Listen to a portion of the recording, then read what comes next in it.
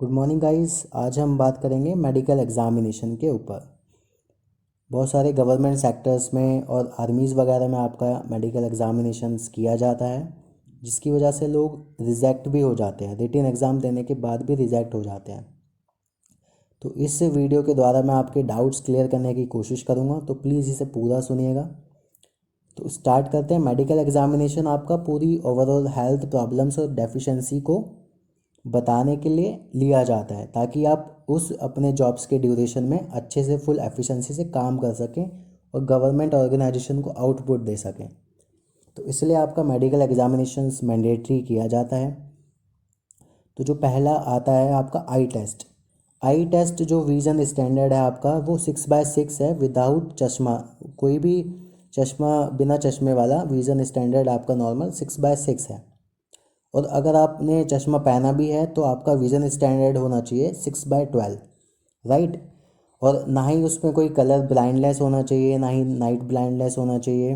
और अगर कोई भी आपकी सर्जरी वगैरह हुई है तो वो आपकी 20 साल से पहले नहीं होनी चाहिए, वो आपके 20 साल के बाद होनी चाहिए, जब भी आपको अलाउ किया जाएगा। वरना eye surgery is not allowed before the age of 20, right. एक एबनॉर्मेलिटीज़ आती है आइज़ में, जो जिसको हम बोलते हैं भैंगी आई, भैंगी आँखें, या उसको इंग्लिश में आइज़ स्क्विंट बोला जाता है।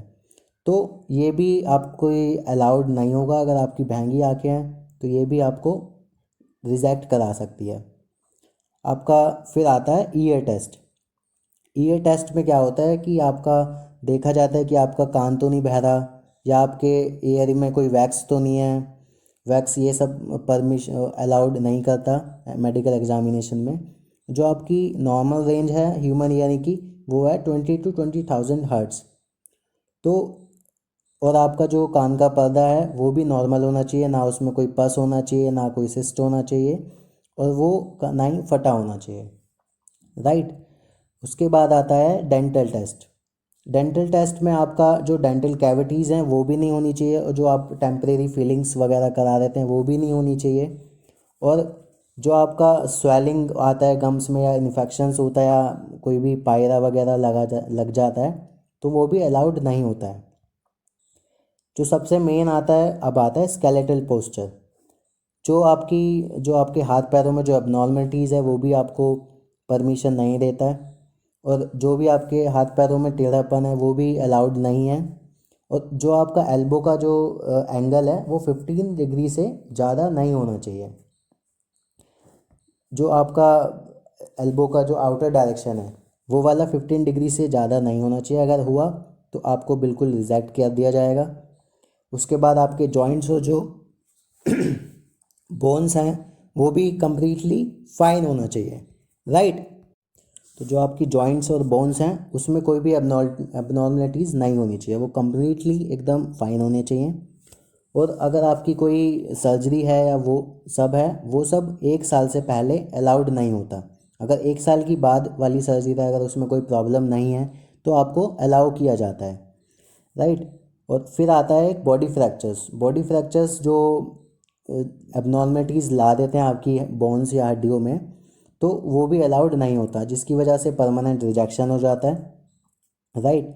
और एक किसी किसी के पैर जो ना एकदम फ्लैट होते हैं, वो वाले जो फुट आर्च होते हैं वो भी अलाउड नहीं होते हैं मेडिकल एग्जामिनेशन में।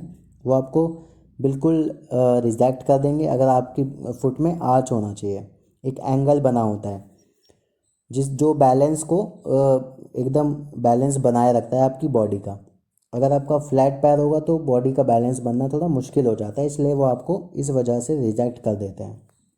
जो आपका नी नॉकिंग है, जो आपके घुटने की एबनॉर्मलिटीज़ है, जो किसी किसी के घुटने इन्वर्ट्स हो जाते हैं, किसी के इतने वाइड हो जाते हैं, तो वो सब भी नहीं होना चाहिए। नॉर्मल स्पेस होना चाहिए आपके दोनों टांगों के बीच में।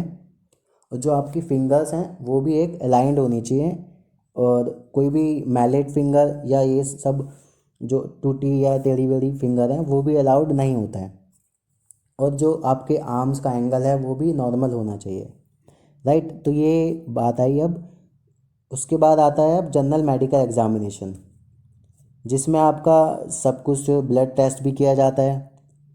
तो जो आपका कोई भी जनरल एग्जामिनेशन में देखा जाता है, वो देखा जाता है कि आपको कोई स्किन डिजीज़ नहीं होनी चाहिए, या कोई फंगल इन्फेक्शन नहीं होना चाहिए, या कोई पास्ट मेडिकल हिस्ट्री नहीं होनी चाहिए, मेंटली कोई ब्रेकडाउन नहीं होना चाहिए, या आपको दौरे वोरे नहीं आने चाहिए, और आपकी हार्ट, लीवर, किडनी जैसी बीमारियां भी नहीं होनी चाहिए। और अगर होनी भी चाहिए तो वो लास्ट 1 ईयर के बाद, अगर आप एग्ज़ामिनेशन के लिए जा रहे हैं तो ही अलाउ हो सकता है। अगर 1 ईयर के अंदर में आप जाओगे तो आपको अलाउ नहीं करेंगे।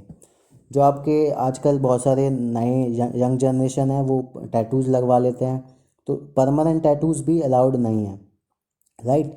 तो आपका एक वेरिकोज वेन्स होता है, वेरिकोज वेन्स भी अलाउड नहीं है। जो आपका पेनिस है उसके ऊपर का जो हिस्सा होता है, उसके साइड में ग्रोइन एरिया होता है जहाँ पर वेन्स उभरने लगती हैं वेरिकोज की वजह से, और जिसकी वजह से आपका एक अंडकोश भी बड़ा हो जाता है, तो वो भी अलाउड नहीं है। बट वो आपको टीआर दे देते हैं और 42 डेज़ के लिए रीमेडिकल के लिए फिर दोबारा से बुलाते हैं। आप उसको फिर रीमेडिकल आप करेक्शन करके दोबारा से उस चीज़ को दिखा सकते हैं।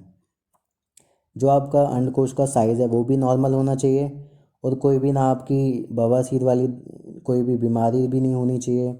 और फिर आता है चेस्ट एक्सरे। चेस्ट एक्सरे भी कराते हैं ताकि आपके लंग्स में कोई भी एबनॉर्मलिटीज़ ना मिले।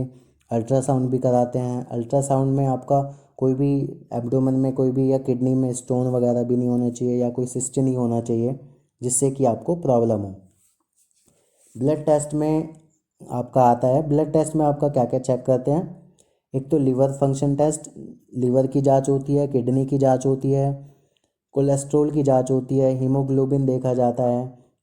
जो नॉर्मल हीमोग्लोबिन होता है 12 to 15 अपने एडल्ट्स में, और आरबीसी, डब्ल्यूबीसी, ये सब red blood cell, white blood cell देखा जाता है, नॉर्मल रेंज में होना चाहिए। जो आपकी प्लेटलेट्स हैं वो नॉर्मल होनी चाहिए, और जो कोई भी आपकी न्यूट्रिशनल डेफिशिएंसी है वो ब्लड टेस्ट में आ जाती है, तो वो भी नहीं होनी चाहिए। और आपका सोडियम, पोटेशियम, कैल्शियम लेवल भी देखा जाता है ब्लड टेस्ट में, राइट। उसके बाद आता है यूरिन टेस्ट। यूरिन टेस्ट आपका इन्फेक्शन और कोई भी जलन वगैरह यूरिनरी सिस्टम में देखने के लिए चेक किया जाता है, वो भी नहीं होनी चाहिए। अगर होगा तो वो आपको रिजेक्ट कर देंगे, या आगे आपके लिए रीमेडिकल के लिए आपको पोस्टपोन कर देंगे। और आपका जो मार्क्स हैं जो बॉडीज़ पे, वो आपकी पर्सन को आइडेंटिफाई करने के लिए होता है, उसमें कोई आपको कोई भी डाउट नहीं होना चाहिए। That is normal, only normal. तो आपका जो मेडिकल एग्ज़ामिनेशंस हैं, अगर आप किसी भी वजह से या टेम्परेरी कोई भी फॉल्ट है आपके अंदर, अगर किसी भी वजह से आप उसमें रिजेक्ट हो जाते हैं, तो आपको वो रीमेडिकल के लिए दोबारा बुलाते हैं। उसमें कुछ दिन का टाइम मिलता है, कुछ महीने का टाइम मिलता है, लेकिन हाँ, अगर कोई भी परमानेंट डिफ़िकल्टीज़ है या फॉल्टी है तो वो आपको सीधा रिजेक्ट कर देते हैं, कोई भी रीमेडिकल नहीं होता, राइट। तो मुझे आशा है कि आपको ये सब न्यूज़, जो आपको इन्फॉर्मेशन है वो समझ आई होगी। तो प्लीज़ मेरी वीडियो को लाइक कीजिएगा और शेयर कीजिएगा ताकि दूसरे लोगों को भी पता चल सके। Thank you so much.